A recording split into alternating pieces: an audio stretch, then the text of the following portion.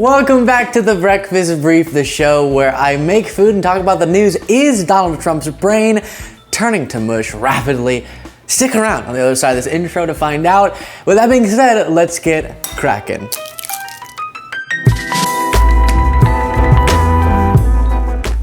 Good morning, everybody. I hope you're doing fantastic. Do you know who's not? Do you know who's not doing fantastic? Donald Trump. And I do want to dive into, obviously, Trump is making, or trying to, and his allies, a big part of this campaign, the fact that they're accusing Biden of not being cognitively sharp enough. And we've talked about that many times in the past, in the allegations where people are dishonest, where we say Biden is aging or whatever. Let's do a deep dive into Trump's cognitive situation, because increasingly, mental health professionals, psychologists, psychiatrists are sounding the alarm about the situation going on up here for Donald Trump. And it's especially scary because you're taking an already unstable guy, not a great guy, and then deteriorating him further. So a bunch to go through reporting about this. We'll look at testimony from or interviews of a psychologist, and then I'll show you some of these past glitch moments that we've gone over. So quite the morning ahead of us. Before doing anything else, let's go ahead and play a little bit of an interview that friend of the show, David Pakman, did with psychologist John Gardner. By the way, when you look at these clips, he doesn't look like he's joking, because one sign of cognitive decline is a lack of awareness that you have cognitive decline.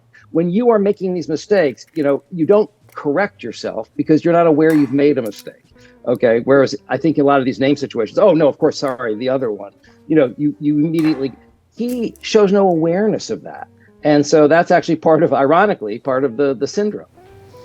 Right. And I think there's two things going on. It's an interesting combination to have a potentially cognitive declining individual who also is a narcissist, because one of the signs, as he's pointing to, is not even realizing you made a mistake. Like when Trump, Nikki Haley, didn't even realize he was getting it mixed up. And he does this in so many situations. The oranges of an investigation, the beginnings, the oranges, what am I trying to say? And not really correcting himself.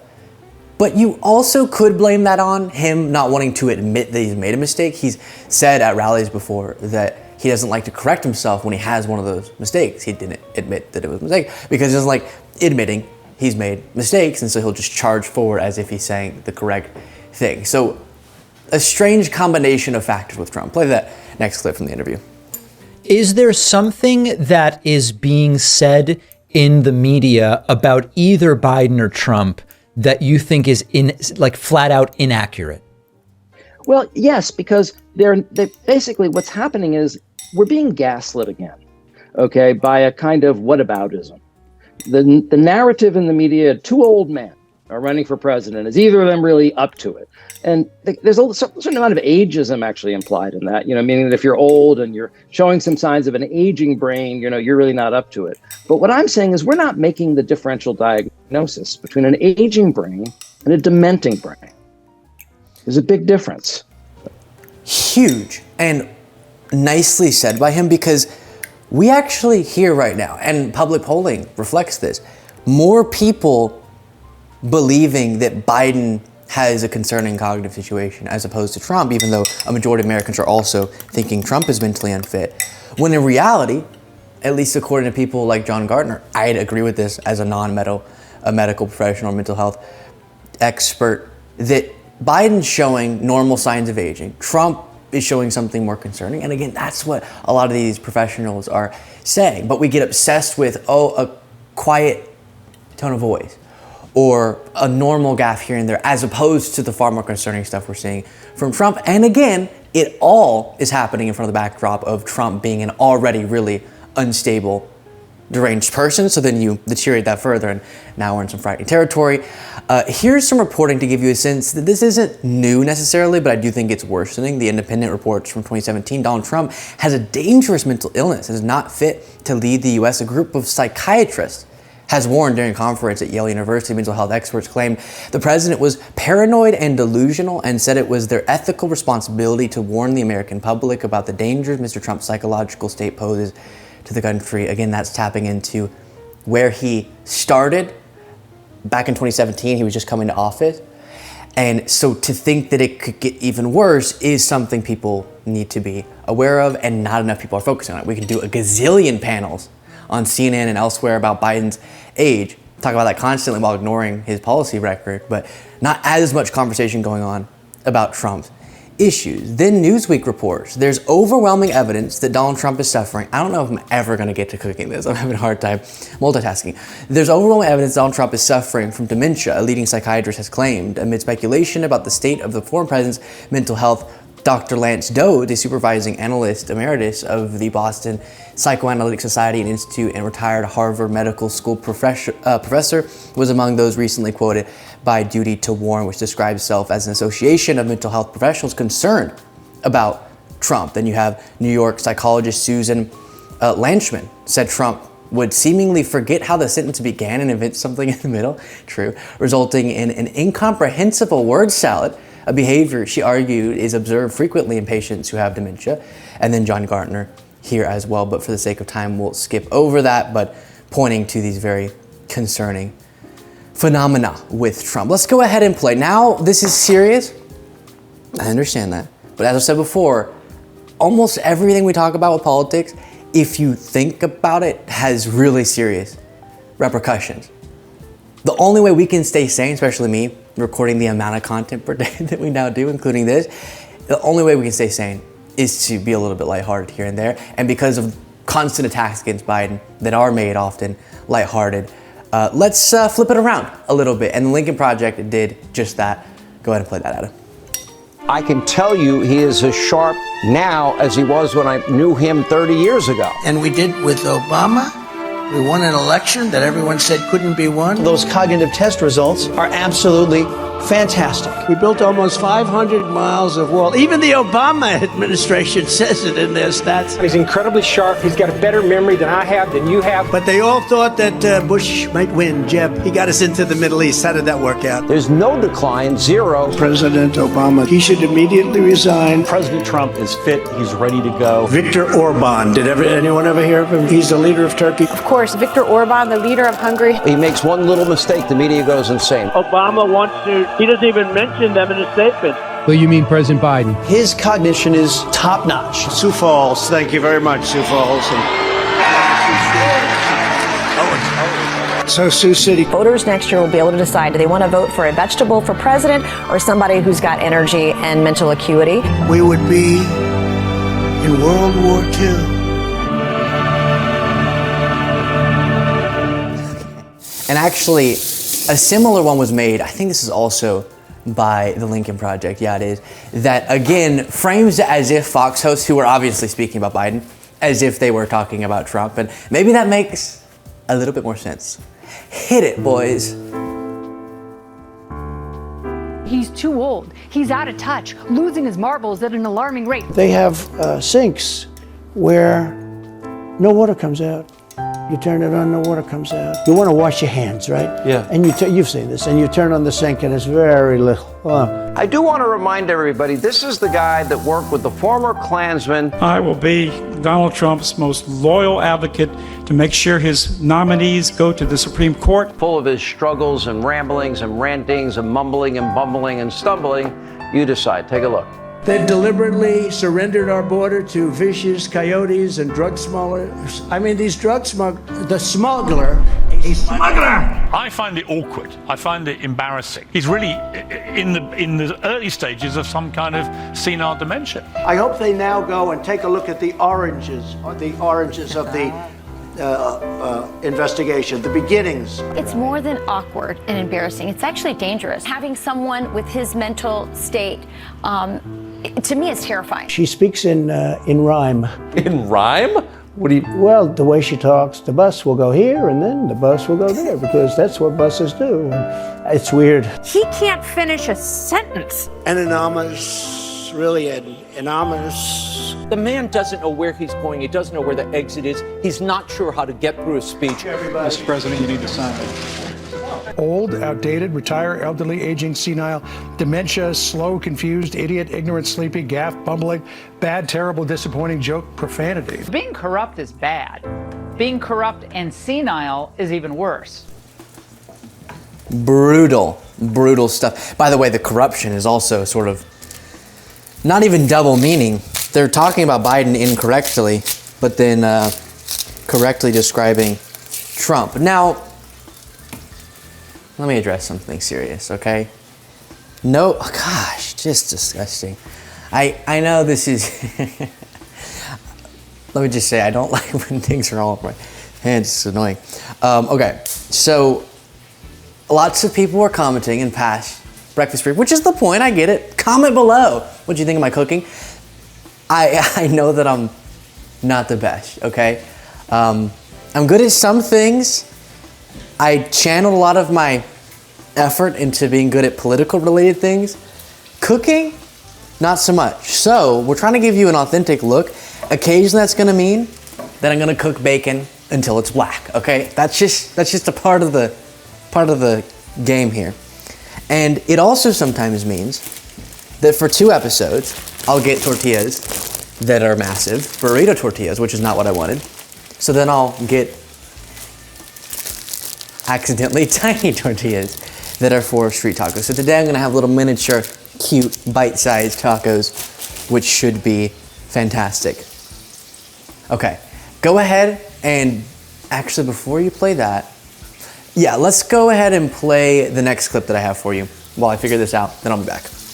Never report the crowd on January 6th. You know, Nikki Haley is in charge of security. We offered her 10,000 people, soldiers, National Guard, so whatever they want.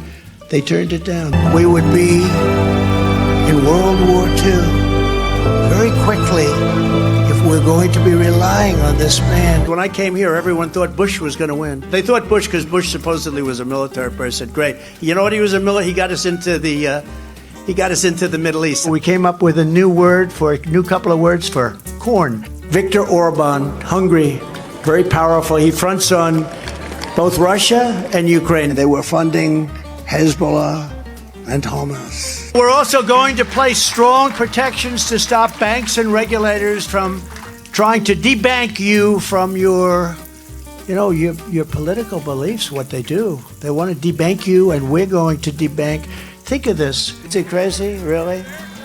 Just this week it was reported that an illegal alien, and you just look at this, what's happening. He must be cognitively impaired. I'm not cognitively. And you know what? When I am, you're going to know it. You're going to be the first people. I know my people. Viktor Orban. Did anyone ever hear of him? He's probably like one of the strongest leaders anywhere in the world. And he's the leader of, right? He's the leader of Turkey. Fronts on both Russia. The Biden border will. Well, you know this, right? Even Argentina. They went MAGA. You know Argentina, great guy. We will expel the warmongers. We are a nation that just recently heard that Saudi Arabia and Russia will repeat.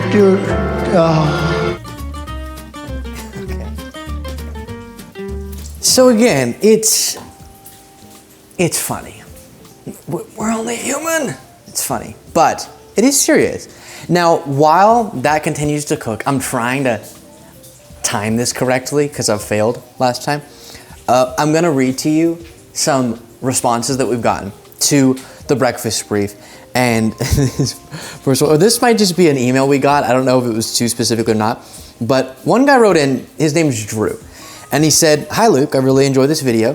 Thank you. You're doing a great job and I'm impressed by your growth on YouTube and social media." Okay, great. Am I just reading this to toot my own horn? No, gets better. "I saw the gay pride flag in your video. Are you gay? I don't care either way, but there's something you really need to do." Okay, so since you haven't seen the rest of it, where is he going with this? Are you gay? Oh, that reminded me, get a proper haircut. Which I do love. Seeing a pride flag, thinking, is this guy gay? Then that leads your brain into, because if he is, he needs to do something about that hair. If he's straight, all right, he can have bad hair. But if he's gay, find a good hairstylist. As a gay man and hairstylist myself, I have to say your hair looks like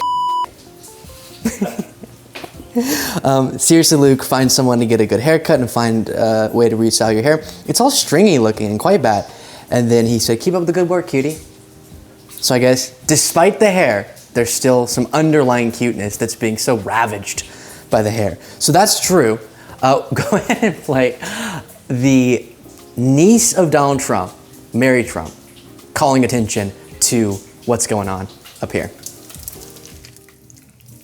The simplest way I could put it, which may be one of the more effective ways to put it, is that Donald is a psychologically deeply damaged man based on his upbringing and the situation with his parents.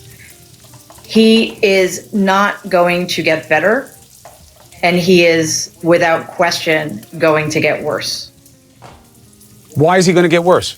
He's already, in his 70s. Isn't he kind of fully cooked? Well, it depends on what you mean. In terms of his character, yes. His habits, yes, because I don't think he's interested in changing them. But no, I mean, illnesses untreated deteriorate over time. So not just damage, you think he's got sickness? Yeah, I do. And I think, a lot of people have diagnosed him. And I, without knowing him personally, but, there is plenty of evidence to support some of those diagnoses. Wow.